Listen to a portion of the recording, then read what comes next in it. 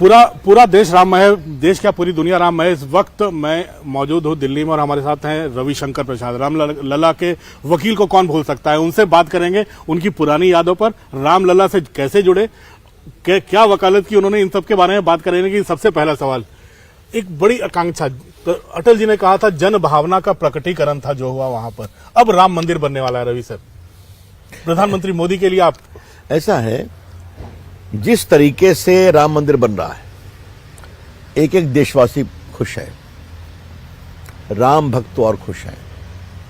मेरा परम सौभाग्य उनके चरणों में सेवा करने का अवसर मिला। लेकिन भारत के प्रधानमंत्री नरेंद्र मोदी जी ने जिस तरह से सुप्रीम कोर्ट के निर्णय के बाद इसको मूर्त रूप देने में पहल की है, डिजाइन में, खूबसूरती में, अयोध्या की व्यवस्था को सुधारने में, योगी जी के साथ साथ कैसा एयरपोर्ट होगा उसमें भी राम की झलक आनी चाहिए, स्टेशन में आनी चाहिए, सारे मार्ग सुगम होने चाहिए। अयोध्या दुनिया की एक प्रभु की राजधानी है राम की ना, तो उसी के अनुसार राजधानी बननी चाहिए। ये मंदिर भी और अयोध्या भी। रवि सर, एक सवाल पूछूंगा। राम मंदिर को, आप रामलला का वकील रहे, वकील बनना एक चीज होता है, लेकिन आस्था से जुड़ना अलग बात होती है। आस्था और वकालत कैसे साथ साथ काम किया आपकी? अमिताभ बाबू, आप बहुत वरिष्ठ पत्रकार हैं, बिना राम के भक्ति के आप उनके वकील नहीं बन सकते। मैं बहुत स्पष्ट हूं, राम की भक्ति जरूरी है वकालत के लिए, वरना तो जैसे आपने राम को एक मोकिल समझा तो आप तो गए। एक पैसा फीस नहीं लेना, भक्ति का भाव, आस्था का भाव, मैंने पूरी वकालत सुप्रीम कोर्ट की छोड़ दी थी मैंने उस समय के लिए। जब लखनऊ में आप लड़े, बड़ा बहुत पेचीदा केस था, सरकार भी नहीं थी अपनी, जब आप अंदर घुसे थे, क्या उसके पहले रात को नींद आई थी? क्या सोच कर अंदर गए थे? देखिए क्या कुछ अलौकिक था? आशंका तो थी, लेकिन मेरे ऐसे अनुभव हुए इस केस की तैयारी में कि मैं बिल्कुल निश्चिंत था कि ये केस जीतेंगे। और आपने बहुत सही पकड़ा, सुप्रीम कोर्ट की सुनवाई में तो अपनी सरकार थी, मोदी जी प्रधानमंत्री थे, वहां तो मनमोहन सिंह और मायावती की सरकार। याद करिए इतिहासकारों ने, वामपंथियों ने क्या क्या हंगामा नहीं किया था। कोई सबूत नहीं है, खाली लोग आर्कियोलॉजिकल सर्वे ऑफ इंडिया की रिपोर्ट को भी कहा था म्यूजियम से चुरा करके लाए हैं, ईंटा पूजने वाले लोग हैं। और बहुत हल्ला हुआ था कि 2-1 से हारेंगे। तो मैंने जब तैयारी की और जब समझा पूरे मामले को, तो मुझे जरा भी संदेह नहीं था अमिताभ बाबू जीतेंगे, अमिताभ बाबू जीतेंगे। समझे आप? हाँ, बिल्कुल जीतेंगे। तो निर्णय हुआ, तो उस समय निर्णय में हुआ कि मूल जगह प्रभु राम को दी। वैसे एक बात बताऊं अमिताभ जी, बाकी कई वकीलों ने इसको बहस किया, लेकिन आपसे मैं आज एक अंतरंग बात, आप भी पटना से आपका संबंध है, लगता है मेरी नियति में था एक केस बहस करना। लाल नारायण सिन्हा, आपको याद है, भारत के बहुत बड़े वकील थे, attorney general, solicitor general, Bihar के एडवोकेट जनरल। इंदिरा गांधी उनको अंतिम वाक मानती थी, लेकिन प्रभु राम के प्रति आसक्ति थी। तो उनसे कानूनी राय लेने के लिए लोग आए थे 88 में। अपने पिताजी ने कहा जाओ मिलवा दो। मैं छोटा वकील था उस समय, कुछ ही वर्षों की वकालत। उन्हें शांति से सुना, कदम हुआ अपने निवास में, अब देखा मुझे, कहा यंग मैन, अगर मुसलमानों का सूट डिसमिस हो जाएगा तो हिंदुओं को क्या मिलेगा? आपको मालूम है कि गोपाल जी ने फाइल किया था भक्त के रूप में, और मुसलमानों ने फाइल किया था कि हमको वहां नमाज पढ़ने दिया जाए। तो डिसमिस हो जाएगा तो हो जाएगा, हिंदुओं को क्या मिलेगा? क्या यही तुम्हारी स्ट्रैटेजी है? प्रभु रामलला के जन्म स्थान पर वो देव है ना, डीटी हैं, जन्म स्थान पर विराजमान है, उनकी तरफ से सूट फाइल करो। तो 89 में वो सूट फाइल हुआ, याद होगा आपको, रामलला विराजमान। और ठीक अमिताभ जी 20 साल बाद 2009 में वो केस बहस करने का मुझे सौभाग्य मिला। आप बात समझ रहे हैं मेरी? हाँ, बाकी वकील लोग थे, अच्छा काम किया। हम तारीफ करेंगे अपने पराशरन साहब का सुप्रीम कोर्ट में, क्योंकि सुप्रीम कोर्ट में तो मैं कानून मंत्री थे। एक बात मैं आपसे कहूंगा और बहुत विनम्रता से, 2009 में अपील फाइल हुआ, मुस्लिम ने फाइल किया, हम लोगों ने फाइल किया, बिकॉज पार्टीशन गलत। एक चीफ जस्टिस के पास मिलना होता था, लॉ मिनिस्टर का, तो मैंने कहा कि आप इतना केस सुनते हैं, एडल्ट्री का सुनते हैं, कॉन्स्टिट्यूशनल मोरालिटी का सुनते हैं, आतंकवादियों के पक्ष में रात में कोर्ट खुलता है, खोलिए। मंदिर में कौन जाएगा दक्षिण भारत में, ये भी सुनते हैं आप, रामलला की अपील क्यों नहीं सुनते हैं? 10 साल हो गया, कृपा करके तो चुप रहे। बाद में आपने देखा होगा सुप्रीम कोर्ट में सुनवाई में कांग्रेस के लोगों ने क्या क्या विरोध नहीं किया। मैं नाम लूं क्या? नहीं लूंगा, आज अपना बड़ा हृदय है। एक बात जरूर कहूंगा, सुप्रीम कोर्ट में रामलला टेंट में थे अमिताभ जी। एक कमाल का आदेश था कि एक छोटी फटी सिलाई के लिए सुप्रीम कोर्ट का आदेश चाहिए।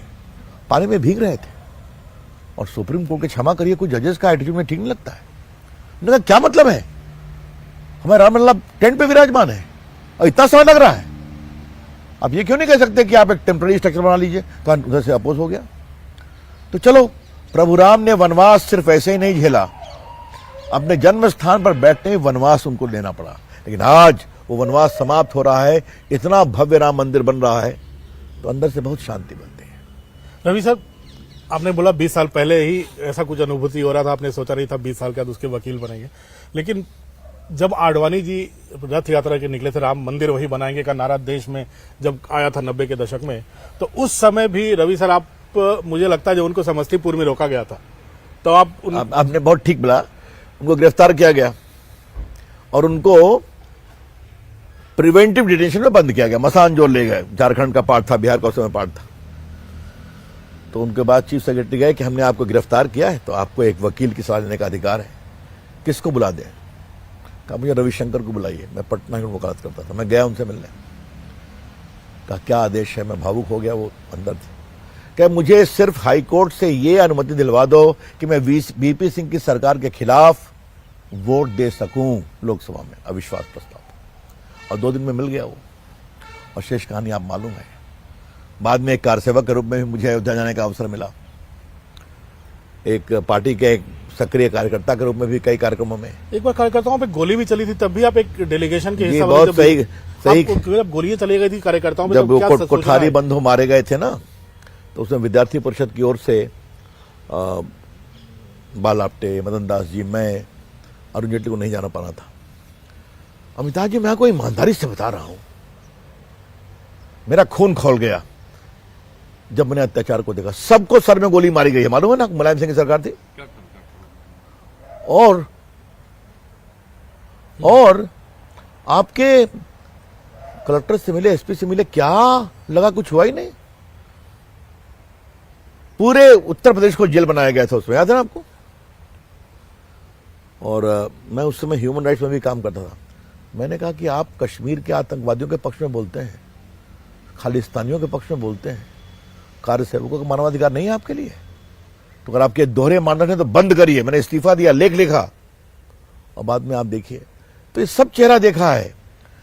तो हमारे कार सेवक प्रभु राम की सेवा में बहुत कुछ झेले हैं, और उन्हीं का आज आशीर्वाद है, प्रभु राम का आशीर्वाद है, और मोदी जी की का संबल नेतृत्व है का जितना महान राम मंदिर और प्रभु राम की राजधानी अयोध्या बन रही है। रामलला के वकील को इस बार प्राण प्रतिष्ठा में भी जाने का मौका मिल रहा है, न्योता आया है, राम जी न्योता आया है, और गर्व का मौका।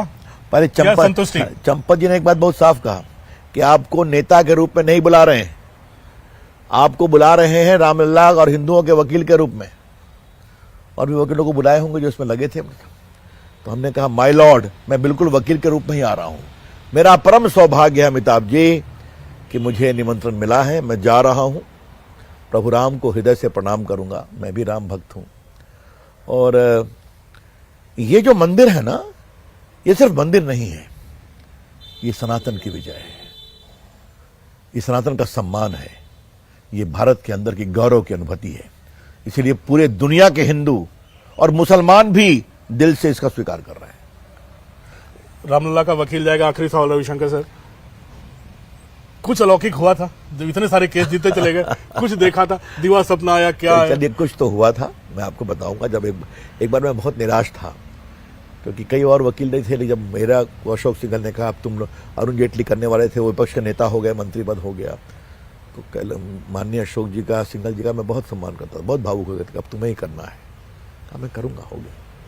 तो मैंने सब सुप्रीम कोर्ट की वकालत छोड़ी, संसद से छुट्टी ली, पार्टी का पदाधिकारी था, गडकरी अध्यक्ष थे, उनसे छुट्टी ली। दिन भर उसी में चंपत राय जी से परिचय हुआ। अमिताभ जी बहुत महान व्यक्ति है, उस केस की तैयारी में। और रात में फिर स्वाध्याय करता था। तो हमको लगा कि अब तो सबसे चर्चित नाम मैं हो गया, कुछ गड़बड़ होगा तो मैं हिंदुओं को जवाब क्या दूंगा। तो अंदर से कुछ भाव बताया गया, करो। अब मैंने कभी संदेह नहीं किया जीतेंगे, और आज जीत गया। तो बहुत अच्छी बात है। प्रभु राम हम सबको आशीर्वाद दें, और प्रभु राम आपको भी दें, आपके चैनल को भी दें, देश को भी दें, और प्रभु राम हिंदुस्तान को बड़ी ताकत बनाएं। रवि सर, बात करने के लिए बहुत बहुत धन्यवाद। स्टूडियो वापस चलते हैं।